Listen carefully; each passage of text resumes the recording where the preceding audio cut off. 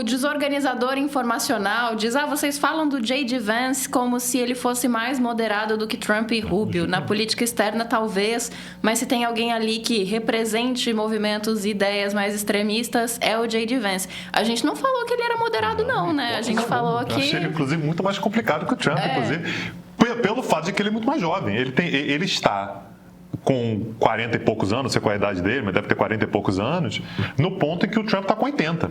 Ou seja, ele tem 40 anos para se radicalizar mais, você imagina. Né? Eu acho o J.D. Vance muito mais perigoso que o Trump, sinceramente. Agora... E o J.D. Vance tem uma camada, desculpa, Lu, só para acrescentar... e talvez o desorganizador informacional esteja falando isso para os colegas do chat, porque a gente realmente não falou em nenhum momento que ele é mais light, não. Eu concordo com o Tanguy, porque inclusive ele tem uma camada, um verniz a mais de intelectualidade, e isso não é só de aparência, isso se reflete estrategicamente, né? Você tem mais elementos, mais repertório para bolar novas estratégias, atualizar discursos. Então, assim, ele é... Eu, na verdade, defendo isso aqui já faz tempo, Tanguy, falo disso aqui há algum tempo.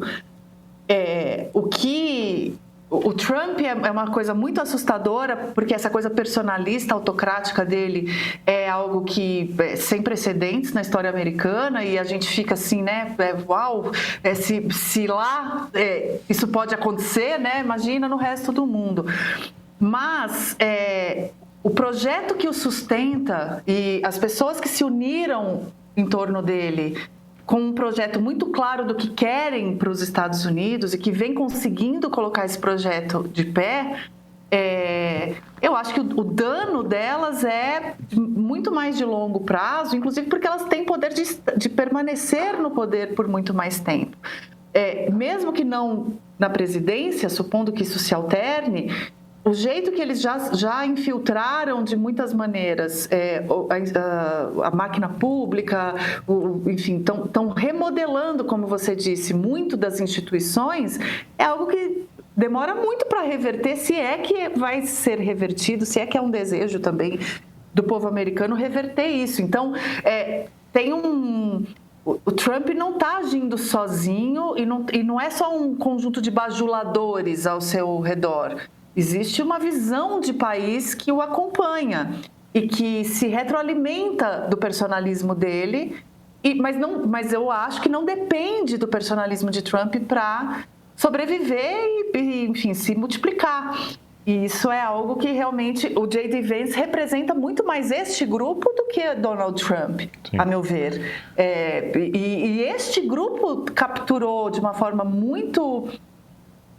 não sei se irreversível, mas muito relevante neste momento, o Partido Republicano. Você tem quase ninguém no Partido Republicano consegue escapar dessa lógica. Quem tenta, eu não sei que futuro vai ter, a gente vai ver agora, né? Teve a Marjorie Taylor Greene, teve um ou outro trumpista raiz que fez aí essa ruptura, que a gente não sabe que tipo de futuro político-eleitoral vai conseguir ter, né? Eu não sei se eu vou queimar a largada aqui, mas eu queria falar sobre um aspecto que toca em política externa, né? Eu sei que isso é uma pauta que a gente vai tratar ainda. Esse é um cálculo, Flávia, que está sendo feito por europeus, por latino-americanos, por japoneses, que não dá para considerar que o Trump ele é apenas algo passageiro. Então, ele foi eleito, passou 4 anos e perdeu a eleição. Grande parte do mundo fala assim, beleza, os danos não foram irreversíveis. Passou, foi uma fase, acontece, né? A gente aqui na Europa, a gente não pode falar muita coisa, tivemos umas fases complicadas aí para trás, não queremos falar sobre o assunto, vocês estão tendo a de vocês. E ok. Só que o Trump volta, e ele volta muito mais forte do que ele estava, sem que as instituições bloqueiem isso. E eu acho que o mais importante o recado que os Estados Unidos passam para o mundo 80 milhões de americanos votaram no Trump conhecendo o Trump. 70 milhões de americanos votaram no Trump em 2016 sem saber exatamente o que é que ele era. Mas ele está dizendo isso tudo, mas ele não vai fazer. Agora você sabe que ele vai fazer. Você sabe que ele tem capacidade de fazer. Você sabe que ele vai adiante. E as pessoas ainda assim votam. O cenário que está sendo desenhado para o resto do mundo pode até ser que o trumpismo perca uma ou outra eleição. Mas a tendência é que ganhe muitas também. E outro detalhe importante, Trump fez uma série de reformas durante seu primeiro mandato e o Biden recuou de algumas, mas não de todas. Protecionismo, por exemplo, que o Trump colocou, o Biden manteve.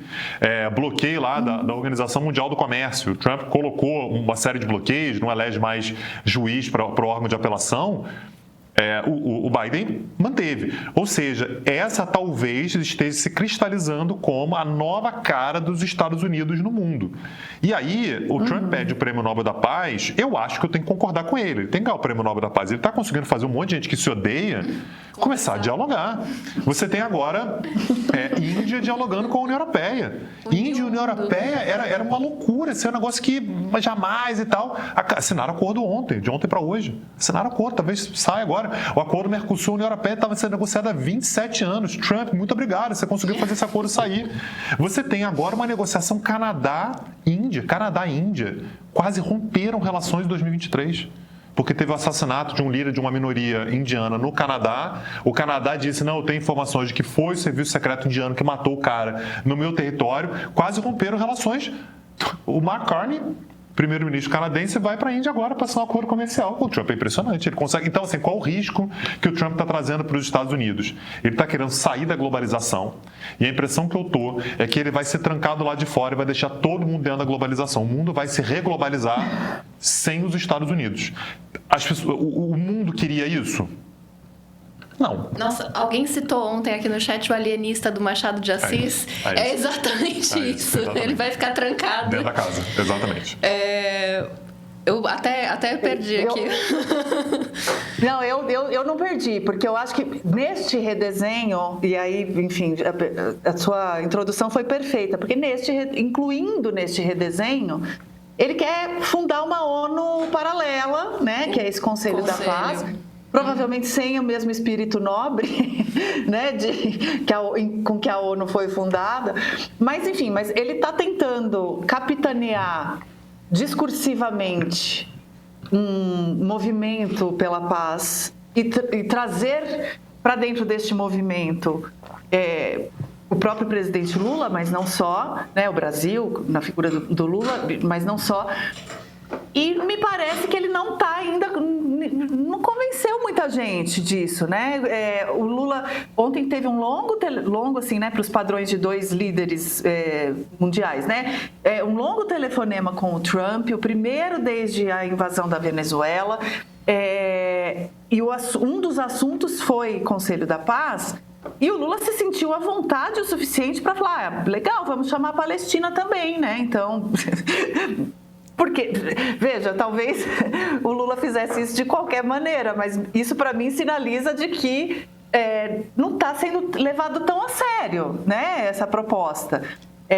Queria te ouvir um pouco sobre como que você está avaliando o Conselho da Paz em si e também o telefonema entre eles, enfim, em seus vários aspectos. Aliás, o Conselho da Paz foi um tema da conversa, foi uma conversa de cerca de 50 minutos entre o Lula e o Trump no dia de ontem.